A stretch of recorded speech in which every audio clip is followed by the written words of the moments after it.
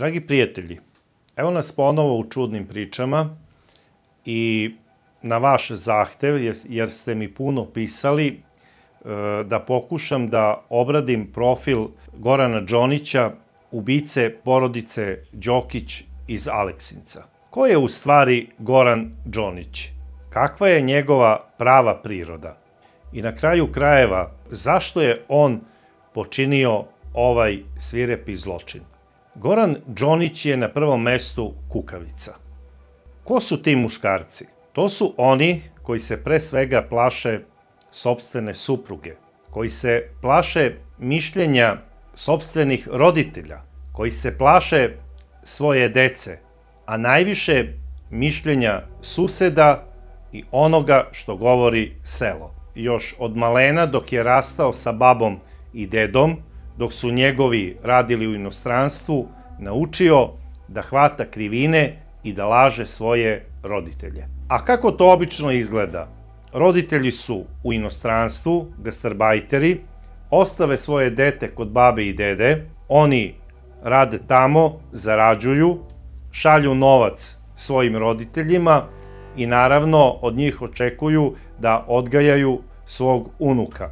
Međutim, dete koje odrasta pored babe i dede dobija malo više novca nego što to imaju njegovi vršnjaci iz sela, da bi time nadoknadili odsustvo svoje dece, odnosno njegovih roditelja, i dečko koji odrasta u takvoj situaciji stvara obično lažnu sliku o svemu što ga okružuje. Na prvom mestu nauči da se pretvara i da manipuliše. Koristeći emocije onih koji ga odgajaju, babe i dede, on se folira kako mu nedostaju roditelji, kako je njegov najbolji drug iz grada, čiji je otac lekar ili profesor, dobio skupu kožnu loptu na poklon, a eto on to ne traži, ali mu ipak nedostaju roditelji. Mama i tata su daleko, a onda baba i deda odmah to nadoknađuju ne samo fudbalskom loptom, nego i dobrim patikama, dobrim trenericama i sve što ide uz to. Malte ne ga opreme kao da je reprezentativac u fudbalu, a ne neki dečak iz lokalne škole u selu. Kada smo već spomenuli školu, manipulacija se dešava i vezano za školu. To dete, kada želi da izbegne neku školsku obavezu, recimo kontrolni zadatak ili tome slično, onda počinje da se pretvara kako mu je nešto loše, počne da folira babu i dedu da ne može da ide tog dana na časove zato što ga boli stomak, ima vrtoglavicu, loše je nešto sanjao i tome slično. Baba i deda, da bi opravdali dete, obično znaju da kupe i neki poklon učitelju. I time obezbeđuju da njihovo unuče bude u samom vrhu najboljih učenika u školi, ako ne i najbolje. Ja ne znam da li je Goran Džonić zaslužio svoje petice dok je bio đak, niti me to interesuje, ali je sigurno primenjivao sve ove tehnike, jer je to kasnije koristio i u službi vatrogasca. I tada je on shvatio da se manipulacijom može postići sve. Nastavio je to da radi kroz čitav život. Džonić je i kao momčić, kada je počeo da izlazi sa devojkama, počeo da pravi razne manipulacije i da se zadužuje da bi se kod njih predstavio u najboljem svetlu, malte ne kao da je filmska zvezda. On je svaku devojku sa kojom se zabavljao tretirao kao princezu i voleo je da potroši puno para na nju. Čak i čitav mesečni džeparac koji su mu slali roditelji znao je da potroši za jedan vikend. I baba mu je znala često da govori: sine, mnogo si naivan i nemoj da dozvoljavaš da te drugi iskorišćavaju. I povedi računa o svom priboru. Evo, u ovom mesecu 8. put kako gubiš cirkle i OTP opremu. Vrlo je vešto on umeo sa babom i dedom. Naučio je on tada sve finte i nastavio je da ih koristi kroz život. Nadam se da nije bio i blagajnik u razredu i da nije skupljao novac za neke humanitarne nezgode, kao što je bio zemljotres, recimo, u Čileu, kada je on bio đak, jer ko zna šta bi bilo sa tim novcem. Najverovatnije bi završio u nekoj poslastičarnici ili u bioskopu. Recimo, znam jedno gastarbajtersko dete koje je živelo sa babom i dedom. Ono je imalo najskuplji bicikl u gradu i on taj bicikl redovno, na svaki skoro 15 dana, sakrije u podrumu kod svog najboljeg druga i onda ode babi i kaže: baba, zvali su me ti i ti i traže 50.000 dinara da odnesem na to i to mesto da bi mi vratili bicikl. A novac je korišćen za razne stvari. Od odlaska, znači, u kafiće, pizzerije, bioskope i tome slično. Ja se nadam da Džonić to nije isto radio sa svojim biciklom. Bio je sklon tim kriminogenim scenarijima od detinjstva i to ga je pratilo do trenutka izvršenja ovog gnusnog zločina. Zato ne treba da se čudite uopšte što je on to uradio. On je to vežbao od malih nogu. On je imao veliki strah od svojih roditelja. On se jako plašio da oni slučajno ne saznaju za sve to što je on radio sa babom i dedom. I on se njima predstavljao lažno u najboljem svetlu, samo da bi ispao dobar sin. I maštao je o tome kako će se baviti nekim poštenim zanimanjem, tipa oficir, policajac ili vatrogasac. Čak mi je jedan čovek i rekao da se zanosio da postane sveštenik. Zamislite Džonića u svešteničkoj mantiji sa kamilavkom na glavi. Na šta bi to ličilo? Ta crkva bi se sigurno od muke srušila kada bi on održao bogosluženje u istoj. On je želeo da ima zanimanje koje sa sobom nosi i neki određeni autoritet. A zna se da u našem narodu najveći autoritet stvara uniforma. Ja verujem da Džonić u svom karakteru ima poprilično visok procenat psihopatije, jer ubeđen sam da je uzrokovao smrt najmanje jedne životinje iz domaćinstva koja je bila kućni ljubimac. Ja ne znam sve Džonićeve tajne iz detinjstva, ali verujem da ih ima jako mnogo. Pisala mi je jedna žena iz Moravca koja mi je rekla da je njena baba videla Džonića kao mladog dečka kako davi svoju živinu u dvorištu. Tačnije, male piliće. U tom trenutku njegovi baba i deda nisu bili kod kuće i ta žena ga je oštro prekorila. A on je bio ljut na svoju babu jer ga tog dana nije povela sa sobom na sahranu u susednom selu. Jer po priči meštana, starijih meštana, Džonić je kao dete voleo da ide na sahrane. Ne da bi jeo tamo slatkiše koje odrasli dele za pokoj duše pokojniku, onako da se spomene i onda to dele deci i prisutnima, već da bi ušao u sobu gde je pokojnik, gde je bdenje, znači nad pokojnikom, i da bi istog dodirnuo. On je voleo da posmatra mrtve ljude i to mu je bilo smešno. On se pokojnika nije plašio, ali Džonić se najviše plašio svoje supruge. Imao je veliki strah od nje, šta će ona misliti o njemu, da li je on sposoban da izdržava i održava porodicu i tome slično. Zašto? Ona je bila najlepša devojka s kojom se on ikad zabavljao. I on je, još tada kada je on nju upoznao, rešio da će ona biti njegova kraljica, da će joj biti ispunjena svaka želja. Gledao je u nju kao u boginju. I kada je u poslednjih par godina zapao u velike dugove, on se najviše plašio da ona to ne sazna. Nije želeo ni po koju cenu da ona pomisli da je on nesposoban. Na šta je on trošio taj novac?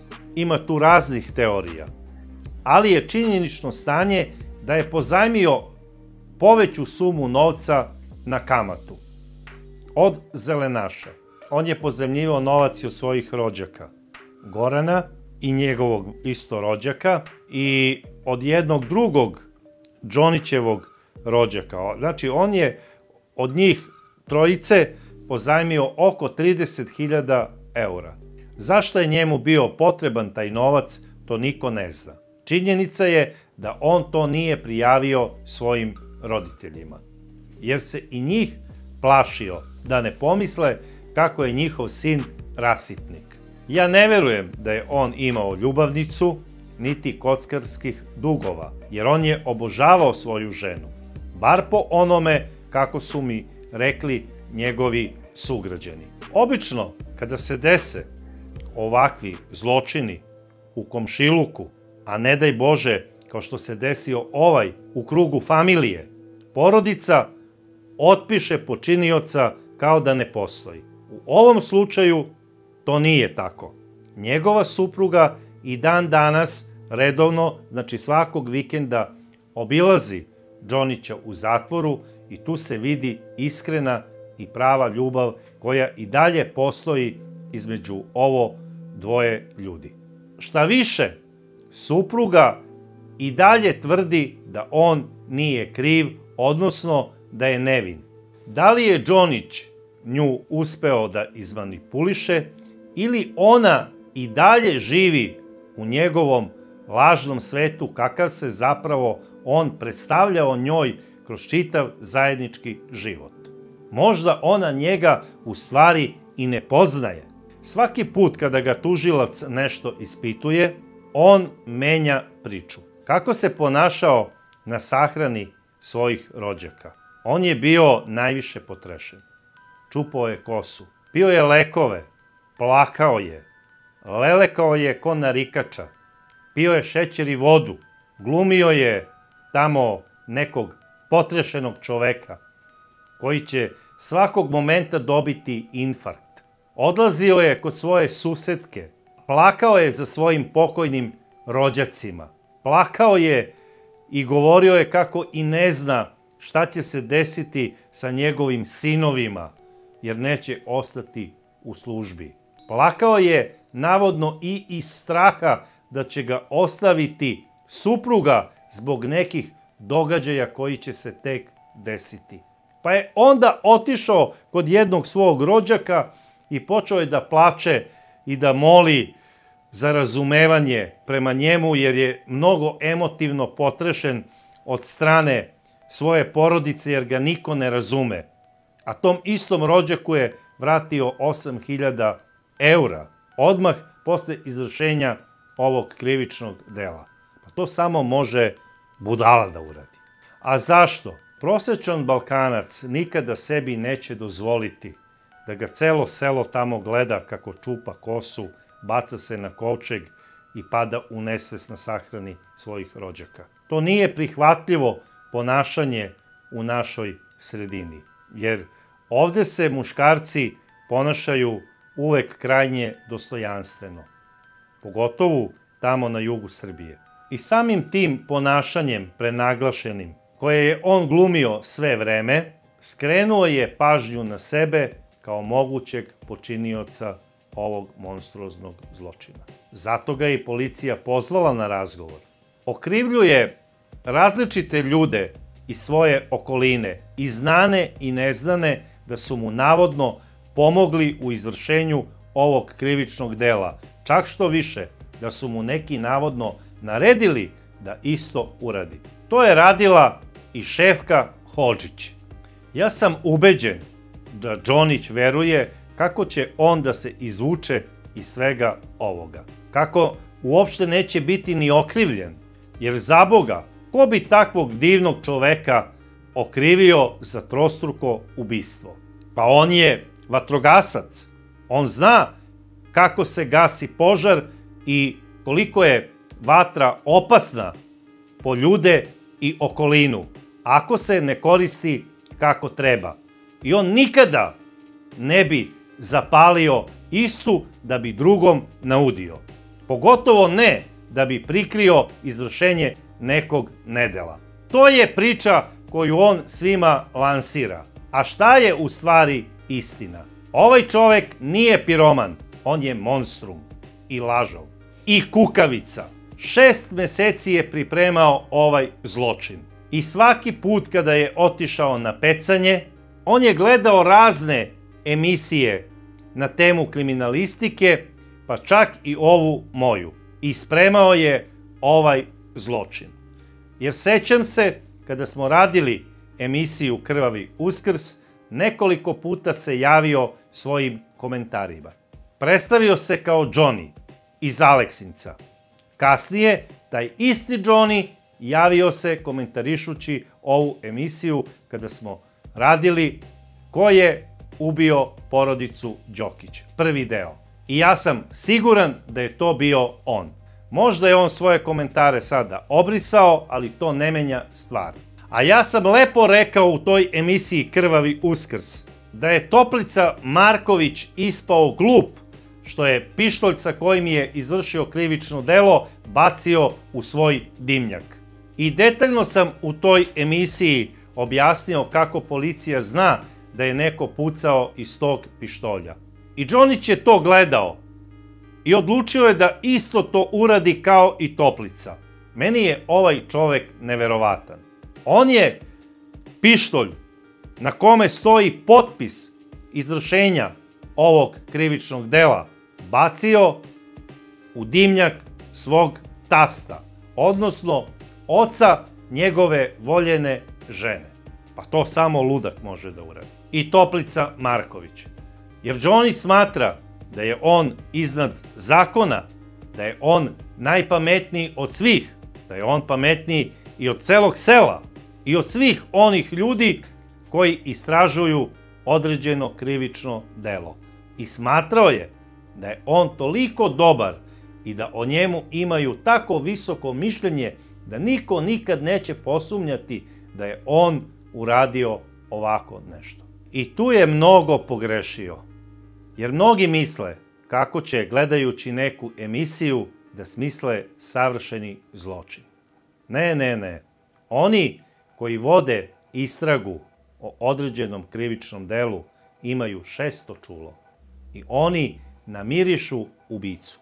I u ovom slučaju su znali da vatru nije zapalio piroman, već upravo vatrogasac.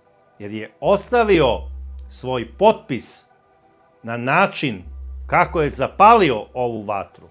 Jer to može samo da uradi onaj koje dobro poznaje i pravi profesionalac. Jer vatrogasni inspektor koji je došao da radi uviđaj odmah je rekao: ljudi, ja mislim da je ovo uradio neko naš. I ne postoji način da vi te ljude prevarite. Jer neko ko je sipao tu vrstu određenog goriva može da uradi samo smišljeno. Da bi drugi pomislili kako je to uradio tamo neko ko ne poznaje dobro materiju, kako se to zapravo radi. Sram te bilo, Džoniću. Mislio si da na ovaj jeftin trik prevezeš žedne preko vode svoje bivše kolege. Ispao si vrlo naivan i prost. Uopšte nisi pametan, kao što ti zamišljaš. Na kraju krajeva osnovnu školu ti je kupila baba. I to bi bilo za sada sve o Džoniću, o kome ćemo naravno praviti mi još emisija. A vi, dragi prijatelji, ostavite kao i uvek svoje komentare i vidimo se u narednoj čudnoj priči, a do tada vas pozdravljam.